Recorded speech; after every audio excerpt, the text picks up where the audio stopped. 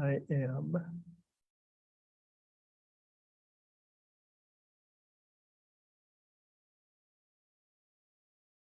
So here we are, almost at the end of October, and the weather here on the Monterey Peninsula for sure has told us that winter is right around the corner, if not already here.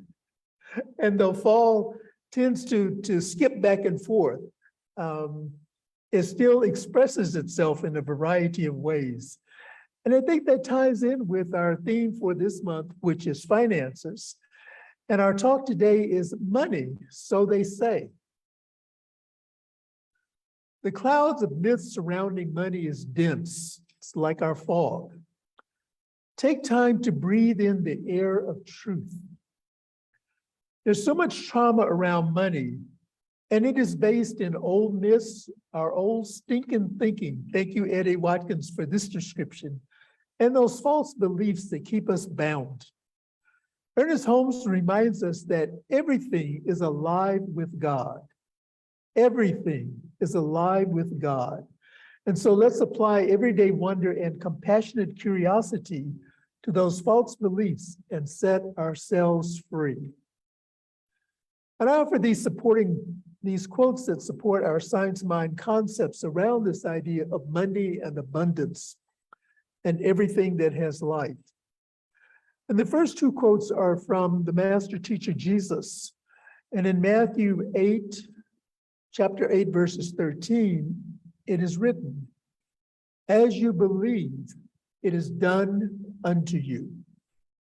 Ernest Holmes states this also in the book, This Thing Called You, and gives us some lengthy food for thought from a metaphysical perspective. So I invite you to read that. And the next quote, also from Jesus, the master teacher, says, "Anything that you pray for and ask, believe. Believe you will receive it, and it will be done for you." And these two scriptures are from the Lambda translation of the Bible. And then from our founder, Ernest Holmes, in Living the Science of Mind, he writes, "The idea that it is wrong to treat for what we call material good is based on the belief that reality and actuality are separated by a gulf, which can be bridged only through individual suffering, impoverishment, and misery, that we may be redeemed in some uncertain future, but not here and now." And that's a myth that we're to dispel.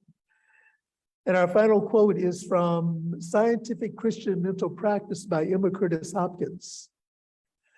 "The idea of the absence of good is plainly spoken enough. The idea of where good is must be and is. We're not talking about it as a society." So Emma is saying to us that good is all around us, and that we should shift our focus and our conversation from talking about its absence to recognizing its presence. Science of Mind teaches that our beliefs create our experiences of life in the world. And this would be what I would offer today as our takeaway, to be mindful that our beliefs create our experience of life in this world. We are a clear conduit for the divine flow. It is easy and natural for that flow to show up as good in all areas of our lives. However, if that conduit is clogged with beliefs that block the flow of good to us, this is where we experience poverty, lack, and limitation. So again, it gets back to what it is that our beliefs create our experiences. We can just pretend dysfunctional and untrue beliefs that operate as a law for us are not there.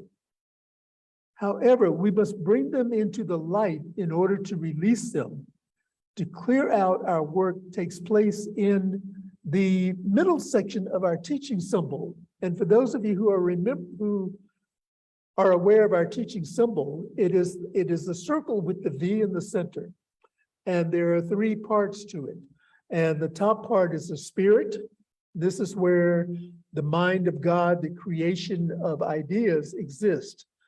The middle part of the symbol is the soul, or the fertile soil where the ideas are planted.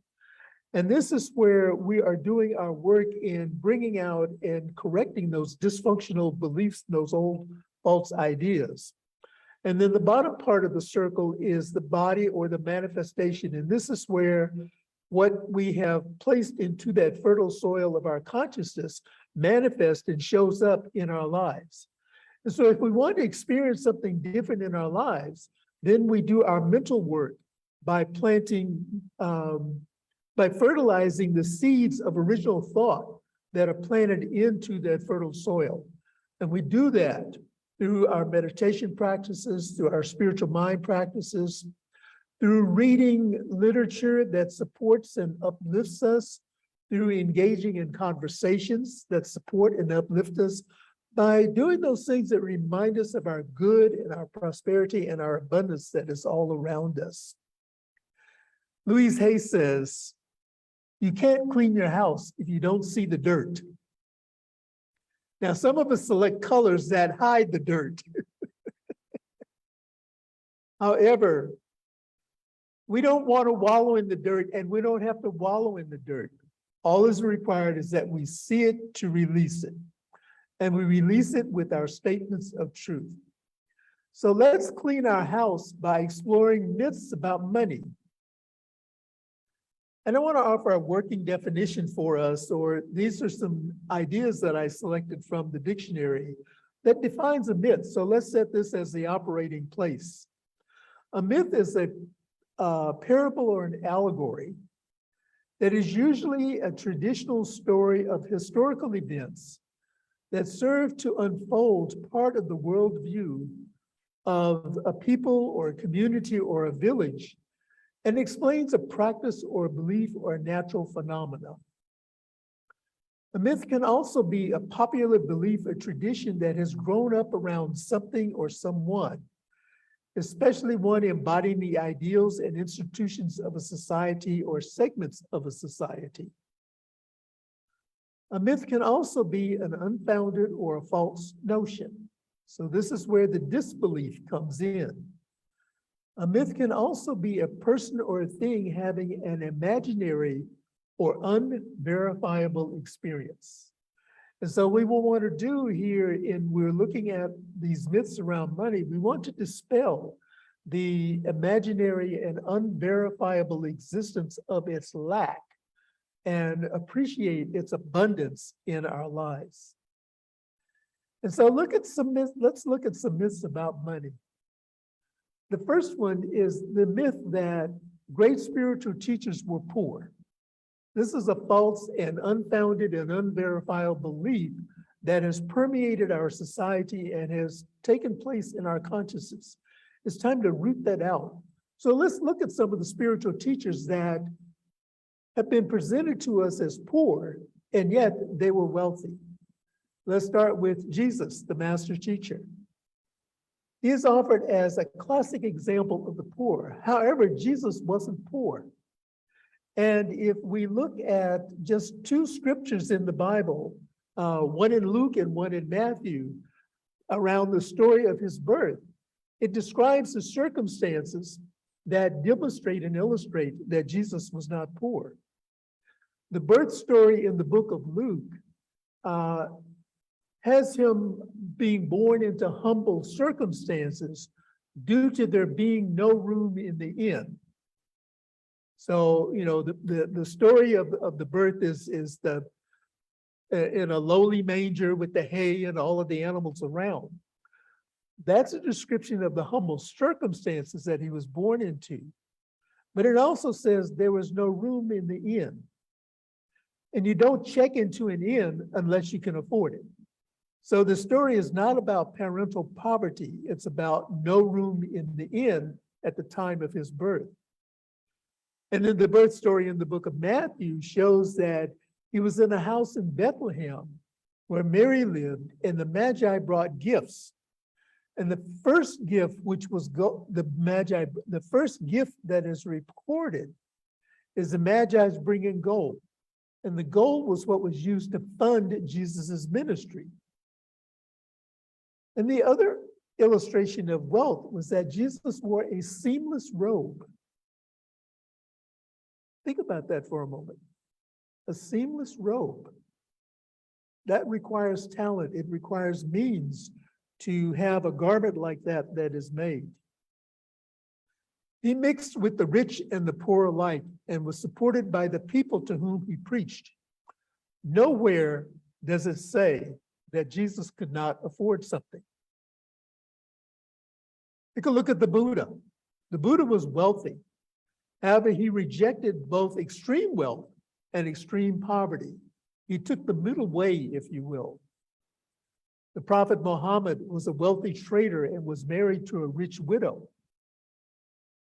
Lao Tzu's and Shang Tzu's both represent Confucianism and Taoism.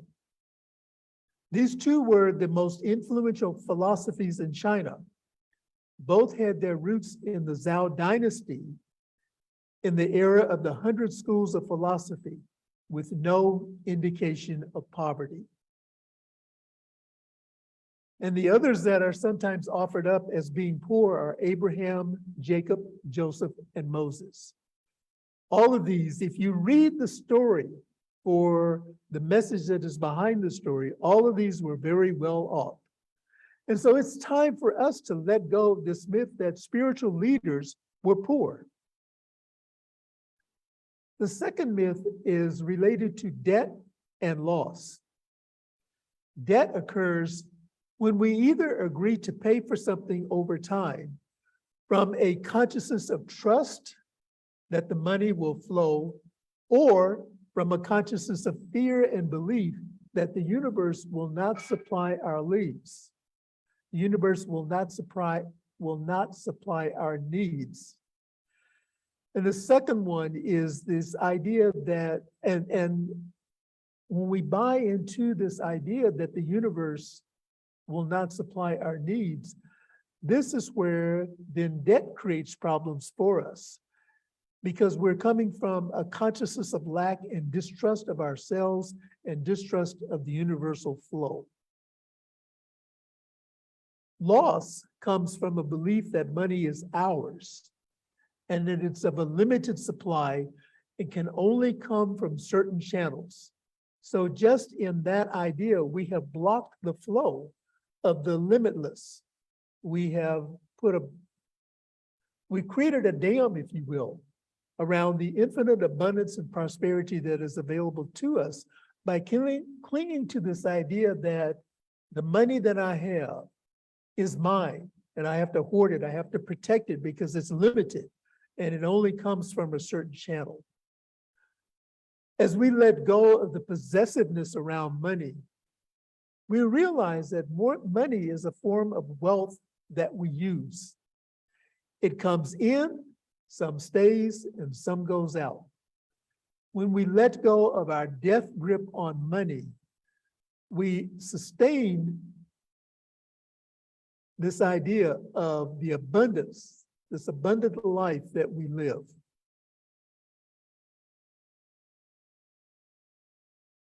Nothing is ever lost in the universe. If we put a claim to the universe to provide us with whatever is lost, with the amount that is lost or more, and stay open to the infinite flow, we will experience the ever presence of the opulence of the universe. And here's an example of how this works. This is a story. During a Science of Mind class, a student was scammed out of $800. The student did not go into the old stories of stupidity and loss and woe is me because I fell for this scam. Instead, with the support of their instructor and their classmates, they called on the universe to replace the lost money and more. And to show you how the law works, within 2 days, a person who owed the student money that they had never expected to be repaid called and said, they had just deposited $1,000 in the student's PayPal account. So look at the numbers. The student was scammed out of 800, placed a request into the universe to replace that amount, the amount that was lost and more. And within just 2 days, this money from an unexpected source of $1,000 was deposited in the student's account. And so this shows you that when we open to being an active participant in the flow, that everything works in our lives. And then myth number 3 is shaming and fitting in.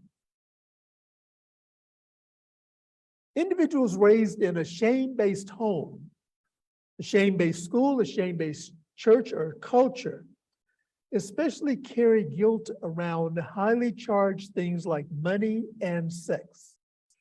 And remember at the beginning of this series, I said that I was really taking a risk because there were 3 things that we were always taught you don't talk about in church. And that is money, sex, and politics.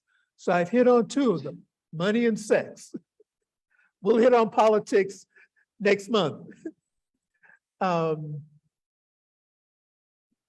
All of these, when used and rightly understood, everything when it is rightly understood is a form of divine energy. Our parents and our primary teachers did not know how to deal with their feelings around money. And so they fought it, they hid it, or they didn't talk about it. They may have overspent or underspent, or engaged in a myriad of other activities. Following their model, we learned to keep quiet and fit in. Or we fought by acting out, not really understanding why. And so one of the great spiritual teachers in our movement has the expression, once we know, we can no longer not know. And so as we become aware, as we become enlightened, as we embrace this idea of the infinite flow of abundance, the limitless flow of abundance in our lives, we're to be mindful that our life tends to match the people with whom we constantly associate. The universe supports our expanding consciousness by matching our energy with surrounding people and circumstances. So if our conversations tend to be focused on the lack and limitation, we can shift that conversation. And sometimes in shifting a conversation or in changing our viewpoint around a particular topic, as we just included in the conversation, not from the aspect of trying to change another person's point of view, but just expressing what is now our truth and our reality, we will notice that, or this has been my experience, that the circle has changed. My circle has shifted, and the conversations now are uplifting and affirming and powerful. And so this is our opportunity to grow. And we have our personal practical application for the week, and I have asked for this to be focused, to be shown on our screen. And invite you, those of you who are watching us via Zoom, to make a copy of this chat so that you have this for the week. And it will also be posted in the comments section on our Facebook page so that you have 2 points to refer back to. Last week, remember, we were encouraged to take a $100 bill or the largest denomination bill that you had on your person at that time, and to look at it, to really look at it, and ask for our mind to reveal to us what old stories and myths are hanging around, creating mischief and also misbelief in our current experience. This week, expanding on that, become more aware of your thoughts around money as you handle it. Notice if you hear the ghost of old myths haunting the house of your mind. Be a ghostbuster and send them packing. Replace them with friendly, supportive, and expressive thoughts. And our closing thought for this morning is, We are a new thought, philosophy, and teaching. So it's time for a new thought. Money is a form of divine energy. That is our new thought. We don't need to feel ashamed about our interaction with money. We don't have to dumb down or fake that we're rich to create a healthy relationship with money. And remember, richness is not defined by the number of zeros to whatever direction of the decimal point you're choosing to go.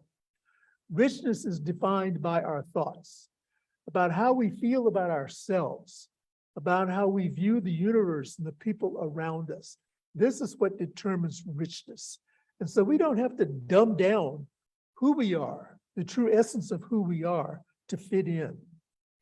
Let go of those old stories about poverty, of the great spiritual teachers, so that we are good if we are poor. Let go of clinging doubts and losses, clinging debts and losses, let go of clinging to debts and losses, attaching our identity to our money. Let go of all of those erroneous and false beliefs. It is not my wealth. We get to play with it. So this is our idea about finances. It is not my wealth. It is something that the universe has provided and I get to play with it. Now let us say our weekly affirmation together. I free my mind to be an open conduit for good. I free my mind to be an open conduit for good. And now I invite us to pray together as we move into this place, recognizing and remembering that the all-prevailing presence of God, the all-prevailing presence of good, is all around us, for it is absolutely all that there is. Known as the one life, the one power, the one source of all that there is.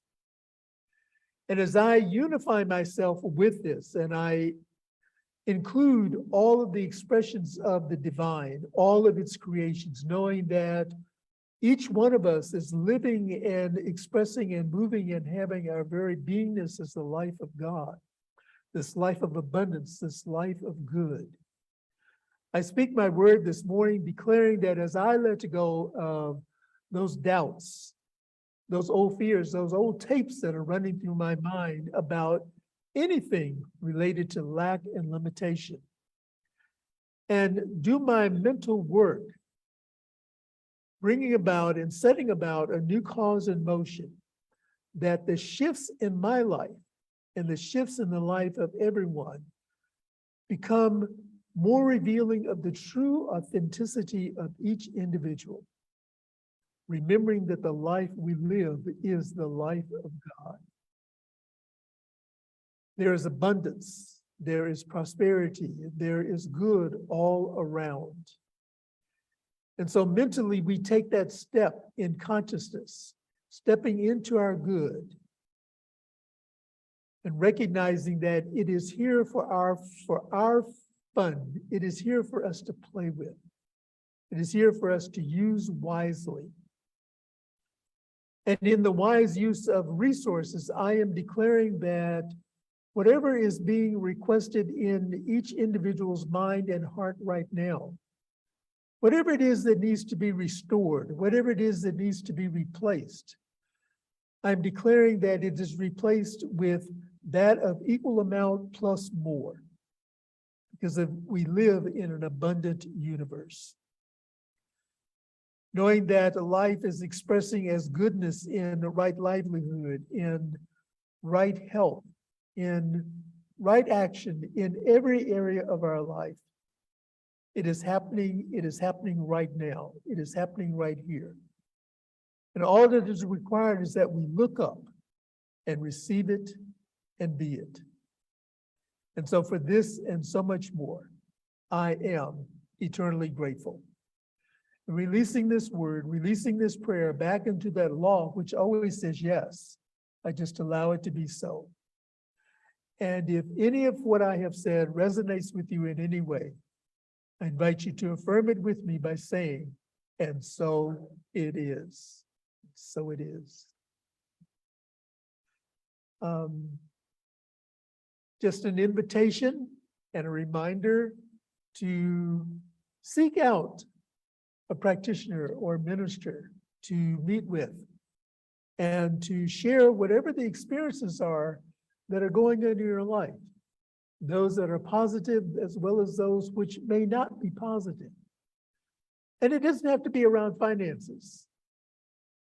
In meeting with clients, one of the things that we discover is that whatever the client is bringing to us is that which within us that we are to work on in that particular moment. So we invite you to be that mirror for us to do our work as we support you in doing the work together. And our contact information is on our website. It is in our e-newsletter. And we just invite you to reach out to us. And also, we have the support of our World Ministry of Prayer and also Silent Unity, and that information is included on our website. And it is now time for us to participate in the law of circulation. It is time for us to share in our abundance. And we have an affirmation of abundance. Let us say this together. I recognize the presence of God within as the source of my abundance. Out of my abundance consciousness flows everything I could desire in life. With gratitude and thanksgiving, I now participate in the uninterrupted flow of abundance. This prosperous experience is evidence of my abundance consciousness. And for those who are here in the center with us this morning, we have an offering donation box on our hospitality table. I invite you to leave your donations there, and also on our screen are the additional ways that you may support the center by mailing in your donations. The address is on our screen. You may text to give. That number is 831-246-9694. And you may also donate through our secure website, www.montereycsl.org. And I just want to share with you an ongoing opportunity that we have starting on next Monday, a week from tomorrow, October 31st, is a Manifesting More Money workshop. And we have this message from Reverend Sherry McCleary inviting us to participate in this workshop.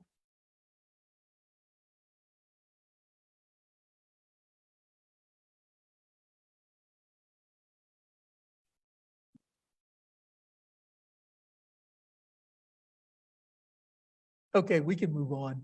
I invite you to, did you find, there it is. Hello there, I'm Reverend Cheryl McCreary, the creator and facilitator of Manifest More Money. You know, so many of our New Thought communities, our members are struggling right now about money. There's constant news of inflation, recession, gas prices, and it's easy to forget the truth. The truth is we live in an abundant universe. The truth is that unlimited abundance is our divine birthright. It's time to heal our relationship with money. If that's work you want to do, I invite you to join me in the online course, Manifest More Money. We're kicking off on October 31st. We are going to do a deep dive into spiritual practice and practical actions to help you bust through your money set point, to help you release old toxic money beliefs that are holding you back, to help you manifest more money with ease and grace, and to help you move into divine right relationship with money. If that sounds like work you want to do, I want you to join me on October 31st. Now, the good thing is your center has its own unique registration link, and I want you to use that link and that link only to register for this course. When you do, your center will receive a percentage of your registration fee. I am partnering with your center's profit sharing, so we all benefit. Listen, we're going to kick off on Mondays, 6:30 to 8:30 p.m. Pacific time, starting October 31st for 5 Mondays. I hope you'll join me. I look forward to seeing you there. I will see you and manifest more money. Bye. Use that link and that link only to register for this course. When you do, your center will receive a percentage of your registration fee.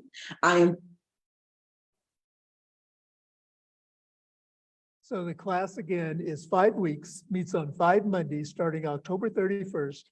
The investment is $197, and the unique registration link is on our website and also in our newsletter. So we encourage you to sign up for that. And the center receives back a portion of the registration fees that we provide for this. So it's a win-win for all of us. You know, the center wins by not having to do not having to prepare any of the promotional materials. So that investment is already provided for us.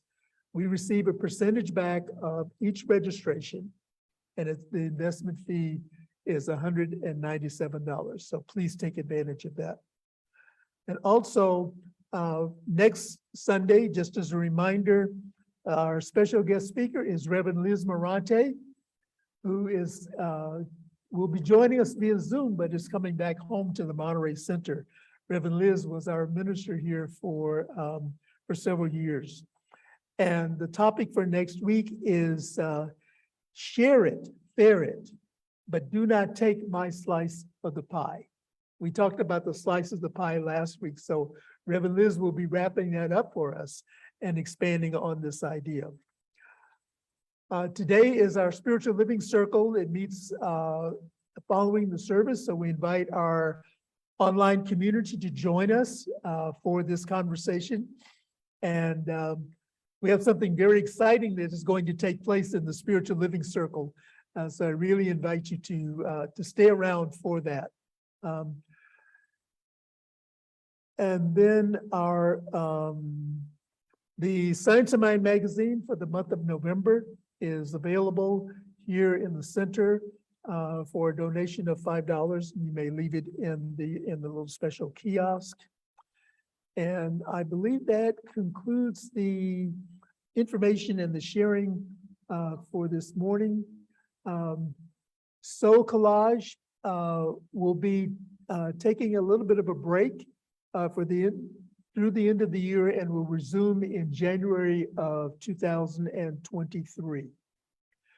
And so we say to our virtual community that is joining us via Facebook, or those who may be viewing online via our YouTube channel, we love you, we appreciate you, and we thank God for you.